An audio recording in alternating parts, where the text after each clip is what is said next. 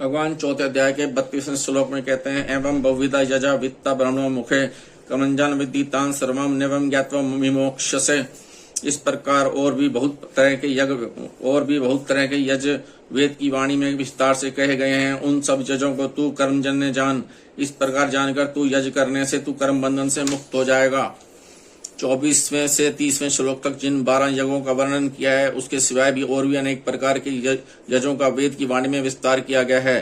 कारण है कि साधकों की प्रकृति के अनुसार उनकी निष्ठाएं भी अलग अलग होती हैं और तदनुसार उनके साधन भी अलग अलग होते हैं।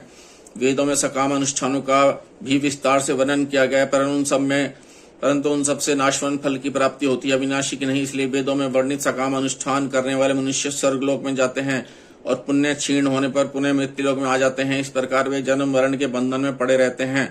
परंतु यहाँ उन सकाम अनुष्ठानों की बात नहीं कही गई है।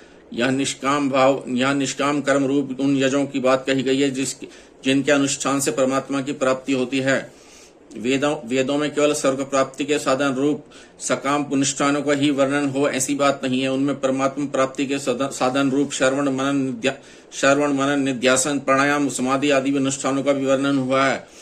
30 अध्याय के 14वें 15वें श्लोक में कहा गया है कि यज वेद से उत्पन्न हुए हैं और सर्वव्यापी परमात्मा उन यजों में नित्य प्रतिष्ठित हैं, विराजमान हैं। यजों में परमात्मा नित्य प्रतिष्ठित रहने से उन यजों का अनुष्ठान केवल परमात्मा तत्व की प्राप्ति के लिए ही करना चाहिए।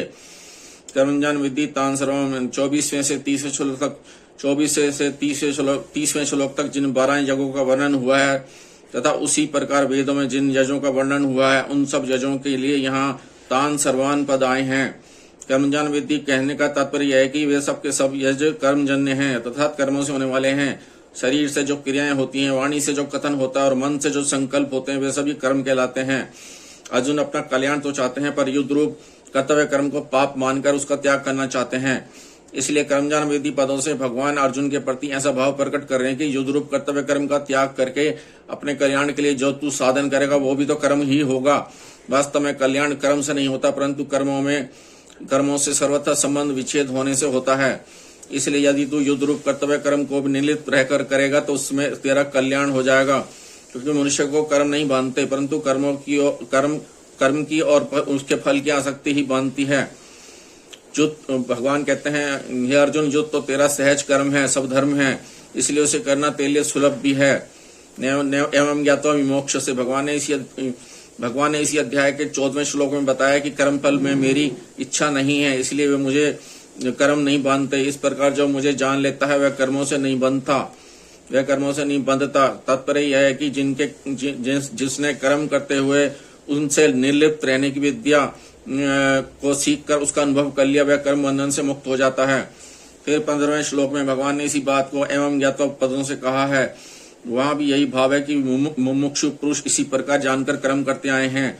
16वें श्लोक में कर्मों से निर्लिप्त रहने को इसी तत्व 16वें श्लोक में कर्मों से निर्लिप्त रहने के इसी तत्व को विस्तार से कहने के लिए भगवान ने प्रतिज्ञा की और यज ज्ञात्वा मोक्ष से शुरुआत पदों में उसे जानने का फल मुक्त होना बताया। अब इस श्लोक में एवं ज्ञात्वा मोक्ष से पदों में उसी विषय का उपसंहार करते हैं।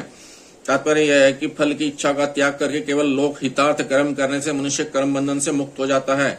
संसार में असंख्य क्रियाएं होती रहती हैं, परंतु जिन क्रियाओं से मनुष्य अपना संबंध जोड़ता है उन्हीं से वह बनता है। संसार में कहीं भी कोई भी क्रिया घटना हो, जब मनुष्य उनसे अपना संबंध जोड़ लेता है, उसमें राजी या नाराज होता है, तब वह उस क्रिया से बंध जाता है।